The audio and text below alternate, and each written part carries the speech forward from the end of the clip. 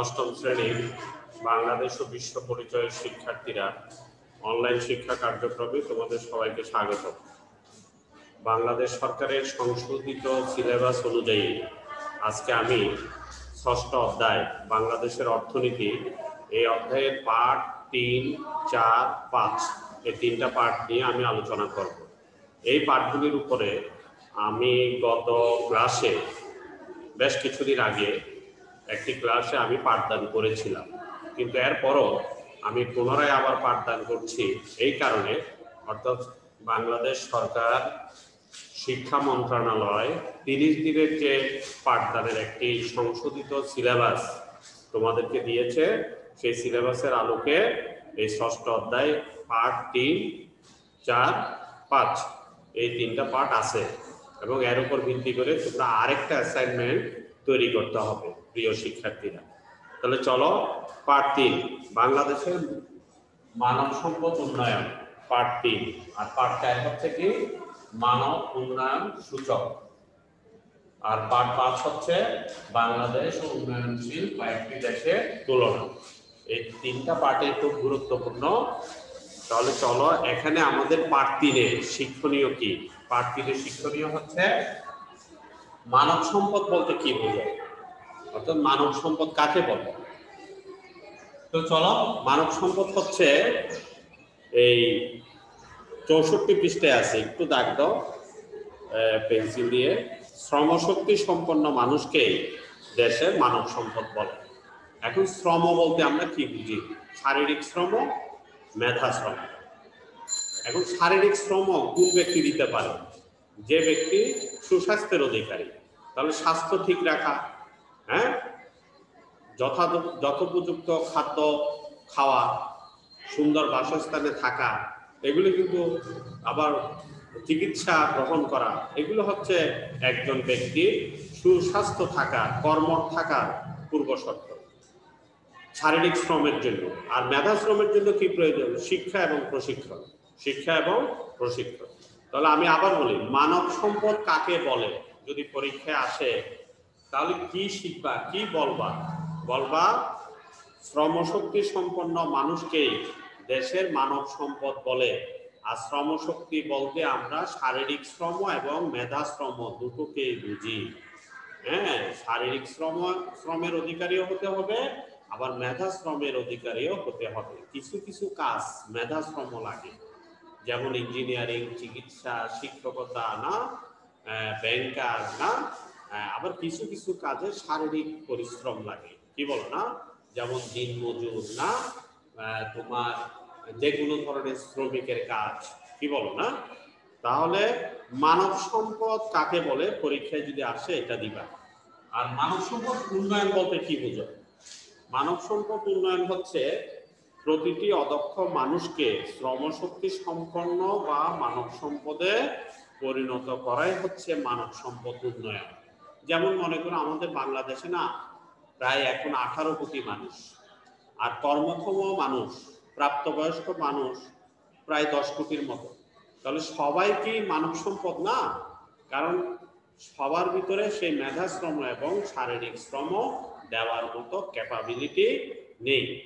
তাহলে আমরা যদি প্রত্যেক নাগরিককে, প্রত্যেক কর্মঠ ব্যক্তিকে আমরা যদি মানব সম্পদে পরিণত করতে চাই, তাহলে আমাদের এই কি কি প্রয়োজন হবে?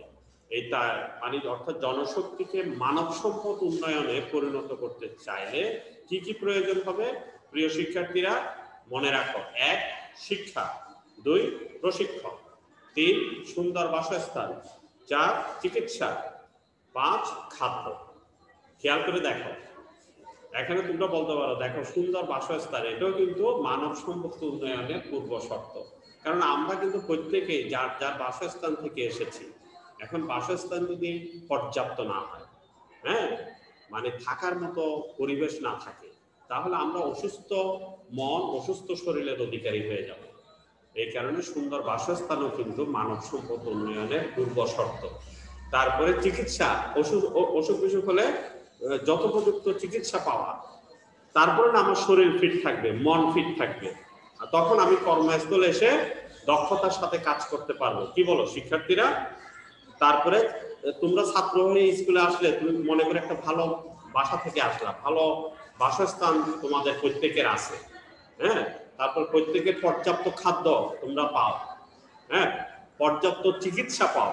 এই তিনটা পাইলে তখন তুমি কি সুস্থ শরীর সুস্থ মনের অধিকারী, তখন তুমি স্কুলে এসে ভালোভাবে পাঠ গ্রহণ করতে পারবে। শিক্ষা, হ্যাঁ প্রিয় শিক্ষার্থীরা, নেটের প্রবলেম থাকার কারণে একটু ডিসকানেক্ট হয়ে গিয়েছিল, আবার আমরা ফিরে এসেছি। তাহলে আমি বলেছিলাম মানব সম্পদ উন্নয়নের জন্য কি কি প্রয়োজন, তোমরা দেখো খেয়াল করো। এক, শিক্ষা। এই যে তোমরা স্কুলে আসছো, পড়ালেখা করছো মন দিয়ে, না শিক্ষা অর্জনের চেষ্টা করছো, শিক্ষা তো লাগবেই, মানব সম্পদের প্রথম শর্ত। আর দ্বিতীয়টা হচ্ছে প্রশিক্ষণ। যেমন এই যে মনে করো আমরা শিক্ষক, কেউ ইঞ্জিনিয়ার, কেউ ডাক্তার, এগুলি না পাশ করেই ডাক্তার হওয়া যায় না, প্রশিক্ষণ নিতে হয়। পাশ করে শিক্ষক হওয়া যায় না, বারবার প্রশিক্ষণ নিতে হয়। বুঝতে পেরেছ? যত বেশি প্রশিক্ষণ নেয় শিক্ষার পরে তত বেশি দক্ষ মানব সম্পদ হবে। তারপরে বাসস্থান, চিকিৎসা, খাদ্য। তাহলে মনে রাখবা পাঁচটা জিনিসের প্রয়োজন মানে মানব সম্পদ উন্নয়নের জন্য।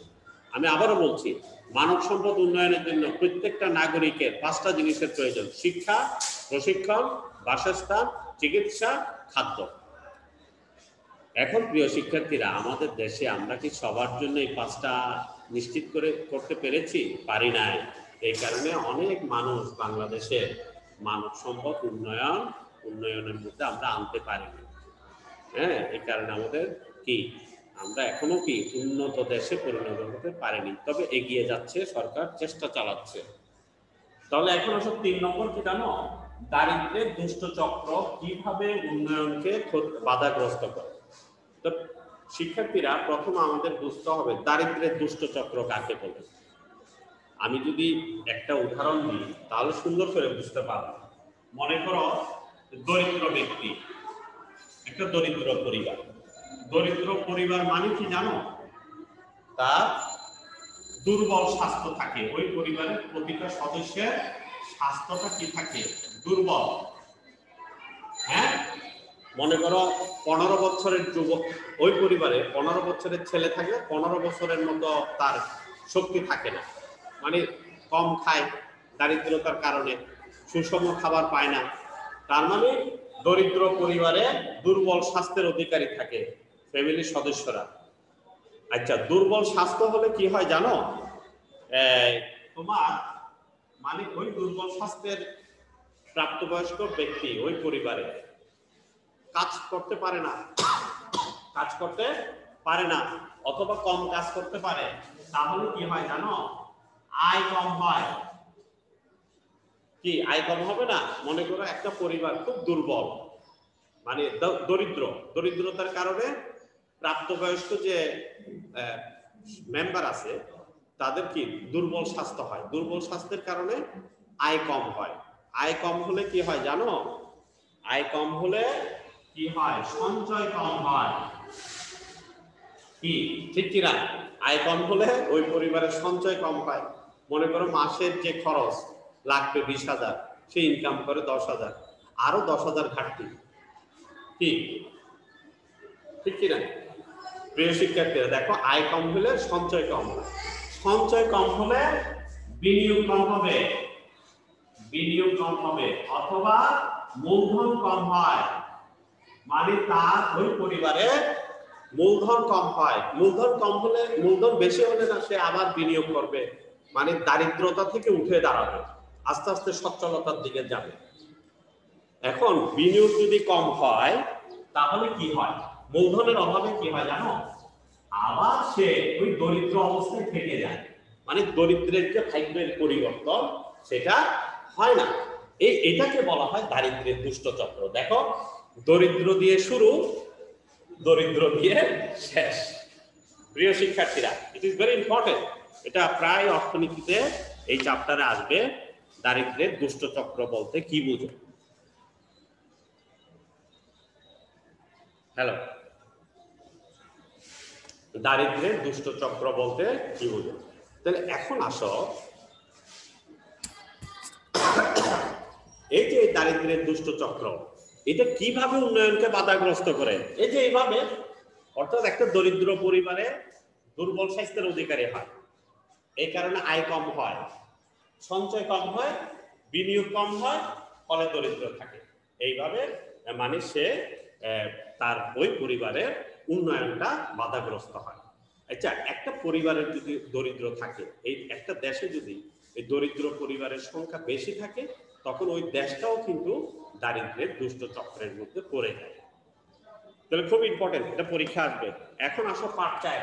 পার্ট 4-এর মধ্যে আমাদের শিক্ষণীয় কি, এটা হচ্ছে মানব সম্পদ উন্নয়ন সূচক বলতে কি বোঝায়। মানব সম্পদ উন্নয়ন সূচক বলতে কি বোঝায় আমি বলি, তুমি একটু দাগ দাও। ৬৬ পৃষ্ঠায় আছে, কোন দেশের জনগণের জীবনযাত্রার মান কেমন। আমি আবার বলি, কোন দেশের জনগণের জীবনযাত্রার মান কেমন তা বোঝার জন্য এ সংক্রান্ত কিছু নির্ধারক তথ্য প্রয়োজন, যাকে সেগুলোর মানব উন্নয়ন সূচক বলা হয়। এখন মানব উন্নয়ন সূচক পরিমাপের জন্য কি কি ধরনের ক্রাইটেরিয়ার প্রয়োজন হয় বা কি কি সূচক ব্যবহার করা হয়। সূচক ব্যবহার করা হয়, দেখো ৬৫ পৃষ্ঠায় হলো, যেমন গড় আয়ু, একটা দেশের মানুষের গড় আয়ু কত, গড় সামাজিক অসমতা কত, প্রসবকালীন মাতৃমৃত্যুর হার কত, হ্যাঁ, বেকারত্বের হার, দারিদ্র্যের হার, এগুলি পরিমাপ করা হয়। শিশু শ্রমের হার, যেমন আমাদের দেশে না এই যে বেকারত্বের হার, শিশু শ্রমের হার, দারিদ্র্যের হার, হ্যাঁ, এগুলি বেশি কিন্তু উন্নত দেশের তুলনায়। এই কারণে আমরা এখনো উন্নত দেশ নিজেকে বলতে পারি না, তবে উন্নয়নশীল দেশ, উন্নয়নের দিকে যাচ্ছি। তারপরে আসো বাল্য বিবাহের হার, হ্যাঁ, আয় বৈষম্যের হার, শিক্ষার হার, ছাত্র ভর্তির হার। যেমন আমরা এখনো 100% বিদ্যালয়ে শিশুদেরকে ভর্তি করাতে এখনো সক্ষম হয়নি, তবে আগের চেয়ে বেশ অগ্রগতি হয়েছে। তাহলে আমি আবার বলি, মানব উন্নয়ন সূচক বলতে কি বুঝো, যদি পরীক্ষায় আসে তাহলে তুমি কি বলবা, কোন দেশের জনগণের জীবনযাত্রার মান কেমন তা বোঝার জন্য এ সংক্রান্ত কিছু নির্ধারক তথ্য প্রয়োজন, যাকে মানব উন্নয়ন সূচক বলে। আর মানব উন্নয়ন পরিমাপের জন্য কি কি সূচক ব্যবহার হতে পারে। আবার বলছি, প্রশ্ন আরেকটা, মানব উন্নয়ন পরিমাপের জন্য কি কি সূচক ব্যবহার করা হয় সাধারণত, তখন বলবো যে এই গড় আয়ু পরিমাপ, গড় সামাজিক অসমতা, প্রসবকালীন মৃত্যুর হার, বেকারত্বের হার, দারিদ্র্যের হার, শিশু শ্রমের হার, শিক্ষার হার, হ্যাঁ, ছাত্র ভর্তির হার, এগুলি পরিমাপ করা হয়। এই ধরনের এগুলি মানে পরিমাপ, এগুলো হচ্ছে এক একটা সূচক। এগুলি পরিমাপ করে আমরা বুঝতে পারবো ওই দেশের জীবনযাত্রার মান কেমন। কি বুঝতে পেরেছো শিক্ষার্থীরা? এখন আসো, মানব উন্নয়ন সূচকে বাংলাদেশের অবস্থা কেমন যদি পরীক্ষায় আসে, বা মানব উন্নয়ন সূচকে আমাদের দেশের অবস্থাটা কেমন, এই সম্পর্কে আমি একটু তথ্য দিই। যেমন দেখো ৬৬ পৃষ্ঠায় আছে 2012 সালে মানব উন্নয়ন সূচকে আমাদের অবস্থান ছিল কত জানো, 143তম। 143তম। আর 2013 সালে মানব উন্নয়ন সূচকে মাত্র এক ধাপ আমরা ডেভেলপ করতে পেরেছি, এটা হচ্ছে 142তম। প্রিয় শিক্ষার্থী, তাহলে এর দ্বারা আমরা বুঝতে পারি মানব উন্নয়ন সূচকে আমাদের অবস্থা তেমন একটা কিন্তু আশাব্যঞ্জক নয়, তবে হ্যাঁ কিছুটা উন্নতি, মানে এগিয়ে যাচ্ছি। তবে আশার কথা হচ্ছে মানব উন্নয়ন সূচকে আমরা এগিয়ে যাচ্ছি। প্রিয় শিক্ষার্থীরা, এখন আসো পার্ট 5-এ কি জানো, বাংলাদেশ ও উন্নয়নশীল কয়েকটি দেশের তুলনা। অর্থাৎ উন্নয়নশীল আমাদের প্রতিবেশী দেশ কি, যেমন ভারত, পাকিস্তান, শ্রীলঙ্কা, মালয়েশিয়া, ইন্দোনেশিয়া। তোমরা দেখো ৬৭ পৃষ্ঠায় আছে একটা সারণী দেওয়া আছে, একটা সারণী। এখানে যদি আমরা এই যে স্কুলে ভর্তির হারটা যদি একটু তুলনা করি, খেয়াল করে দেখো প্রিয় শিক্ষার্থী, খুব মজার জিনিস, এগুলি বুঝলে তোমাদের খুব আনন্দ লাগবে, জ্ঞান অর্জন হবে, পরীক্ষায় আসলে অবশ্যই পারবা। এই যে দেখো, আমি যদি এখানে লিখি বাংলাদেশ, তারপরে যদি লিখি ভারত, তারপরে যদি লিখি পাকিস্তান, তারপরে লিখি শ্রীলঙ্কা, শ্রীলঙ্কা। এইভাবে এখন আরো দুটো দেশ আছে, মালয়েশিয়া, ইন্দোনেশিয়া, এই দুটো আমি বাদ দিলাম। এই চারটা দেশ দিয়ে আমি যদি তোমাদেরকে বুঝাই, যেমন একটা আছে 2 নম্বর, দেখো স্কুলে ভর্তি, মানে কোন দেশে স্কুলে ভর্তি হার সন্তোষজনক, বেশি ভালো, স্কুলে ভর্তির হার, এটা শতকরা দিয়ে যদি আমি প্রেজেন্টেশন করি, খুব খেয়াল করো। তাহলে এখানে না এই 2000 সালে যদি আমরা ইয়া করি, মানে 2000 সালে বাংলাদেশে কিন্তু স্কুলে ভর্তির হার ছিল দেখো 54%। মানে তোমরা বুঝতে পারবা মানে বাংলাদেশ কতটুকু ভালো, এই ক্ষেত্রে ভারত কতটুকু ভালো, পাকিস্তান কতটুকু, শ্রীলঙ্কা কতটুকু, এটা মানে তুলনা করলে তুমি সহজেই বুঝতে পারবা তোমরা আসলে স্কুলে ভর্তির ক্ষেত্রে, শিশু ভর্তির ক্ষেত্রে কোন দেশ এগিয়ে আছে, কোন দেশ পিছিয়ে আছে, কি বলো না? এই কারণে না এই সূচকগুলি দিয়ে তুলনা করলে আমরা বুঝতে পারবো সহজেই এই স্কুলে ভর্তির ক্ষেত্রে বাংলাদেশ কি ভারত থেকে এগিয়ে আছে না পিছিয়ে আছে। তাহলে একটা তথ্য নিচ্ছে 2000 সালে 54%, আর ভারতে হচ্ছে কত পার্সেন্ট জানো? 52.2%। প্রিয় শিক্ষার্থী দেখো ভারতে কিন্তু কম, দেখছো ভারত কিন্তু আমাদের থেকে একটু পিছিয়ে আছে 2000 সালে। আর পাকিস্তানে কত জানো? পাকিস্তানে হচ্ছে 42.7, তাহলে আরো অনেক পিছিয়ে আছে। এই ক্ষেত্রে কিন্তু আমরা অনেক খুশি, কি বলো না? তারপরে শ্রীলঙ্কা কত জানো? শ্রীলঙ্কা কিন্তু অনেক বেশি, 90.7%। তাহলে আমরা দেখো এটার দ্বারা কি বুঝলাম? শ্রীলঙ্কায় শিক্ষার ক্ষেত্রে খুবই কিন্তু অগ্রগামী, শ্রীলঙ্কায় শিক্ষার হার খুবই ভালো, অর্থাৎ বাংলাদেশের শিশু ভর্তির হার 54%, আর শ্রীলঙ্কায় হচ্ছে 90.7%। এইভাবে যদি আমরা 2009 সালের উপাত্ত নিই, খেয়াল করে দেখো 2009 সালের স্কুলে ভর্তির ক্ষেত্রে তখন না বাংলাদেশের হারটা একটু কমে গেছে 52.1%, কিন্তু ভারতে না অনেক বেড়ে গেছে 61%। তার মানে কি বাংলাদেশ আমরা কেন পিছিয়ে পড়লাম এটা আপনাদের যাচাই করতে হবে। আমরা তো আগিয়ে ছিলাম, এখন পিছিয়ে পড়লাম 2009 এসে, কিন্তু ভারত কিন্তু অনেক এগিয়ে গেছে দেখো 61%। আবার পাকিস্তান কিন্তু স্কুলে ভর্তির ক্ষেত্রে তারাও অনেক এগিয়ে গেছে 54.2%। আর শ্রীলঙ্কা কিন্তু মোটামুটি সন্তোষজনক দেখো 90.8%, তার মানে ভালো অবস্থানে আছে। তারপর শ্রীলঙ্কা অলওয়েজ বেস্ট, অথচ শ্রীলঙ্কা আমাদের প্রতিবেশী দেশ। তাহলে কি আমরা এই ডাটা থেকে একটা শিখতে পারি না? আমাদের স্কুলের শিশুদের ভর্তির হার বাড়াতে হবে, কারণ স্কুলের শিশুদের ভর্তির হার বাড়ালে শিক্ষার হার বাড়বে, আর শিক্ষার হার বাড়লে দেশের মানুষের জীবনযাত্রা মানের উন্নয়ন ঘটবে। কেননা আমি তো আগেই বলেছিলাম মানব সম্পদ উন্নয়নের মধ্যে প্রথম শর্তে হচ্ছে শিক্ষা, তারপর হচ্ছে প্রশিক্ষণ, তারপরে হচ্ছে বাসস্থান, চিকিৎসা, খাদ্য। কি বুঝতে পেরেছো তো? তাহলে আমরা এই যে পার্ট 5 এখানে আমরা তুলনা করে কি দেখলাম, মানে একটা কোন দেশ ভালো এই জীবনযাত্রার মান উন্নয়নের দিকে, শিক্ষার ক্ষেত্রে, স্কুলে ভর্তির ক্ষেত্রে, এইভাবে বেকারত্বের ক্ষেত্রে আমরা পরিমাপ করতে পারি। তো প্রিয় শিক্ষার্থীরা এটার উপর তোমাদের অ্যাসাইনমেন্ট হতে পারে। আসসালামু আলাইকুম। হ্যাঁ রুদ্র, ওয়ালাইকুম সালাম। তুমি কি ভালো আছো? হ্যাঁ, এই যে আজকে অধ্যায় 6 বাংলাদেশের অর্থনীতি পার্ট 3, 4, 5 তিনটা পার্ট আমি পুনরায় আলোচনা করলাম, এই কারণে যেহেতু এই তিনটা পার্টের উপর তোমাদের অ্যাসাইনমেন্ট আরেকটা বাকি আছে চতুর্থ সপ্তাহে।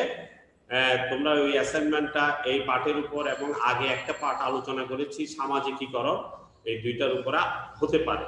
আর তোমরা অ্যাসাইনমেন্টটা যেভাবে প্রথম অ্যাসাইনমেন্ট দিয়েছো ঠিক একইভাবে সুন্দর করে এই দ্বিতীয় অ্যাসাইনমেন্টও তৈরি করবে। প্রিয় শিক্ষার্থীরা আজকের আলোচনা এখানে আমি শেষ করলাম। অধ্যায় 6 বাংলাদেশের অর্থনীতি পার্ট 3, 4, 5। পার্ট 3 কি আমি আবার রিপিট করছি, মানব সম্পদ উন্নয়ন। আর পার্ট 4 কি মানব উন্নয়ন সূচক। পাঠ 5 বাংলাদেশ উন্নয়নশীল কয়েকটি দেশের তুলনা। এই তিনটা পাঠের মূল জিনিসগুলি আমি পুনরায় আলোচনা করব। মূল জিনিসগুলি কি? এখানে কি আসতে পারে? মানব সম্পদ কাকে বলে? মানব সম্পদ উন্নয়ন বলতে কি বুঝো? মানব সম্পদ উন্নয়নের জন্য কি কি প্রয়োজন? মানব উন্নয়ন সূচক বলতে কি বুঝো? এবং বাংলাদেশ ও কয়েকটি দেশের মধ্যে তুলনা। তাহলে আজকে অনলাইন শিক্ষা কার্যক্রম এখানে শেষ করছি। কোনো বাড়ির কাজ দিচ্ছি না, যেহেতু তোমাদের অ্যাসাইনমেন্ট তৈরির একটা ঝামেলা আছে। আশা করি তোমরা অ্যাসাইনমেন্ট মনোযোগ দিয়ে সৃজনশীল উপায়ে তৈরি করবে, কারো কোনো সাহায্য নিবে না।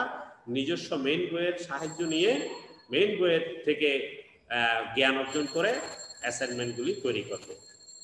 তাহলে আমরা খুশি হব, তোমরাও শিখতে পারবে। প্রিয় শিক্ষার্থীরা, আজকে এখানেই শেষ হলো অনলাইন শিক্ষা কার্যক্রম। সবাইকে ধন্যবাদ। আসসালামু আলাইকুম। ওয়ালাইকুম আসসালাম।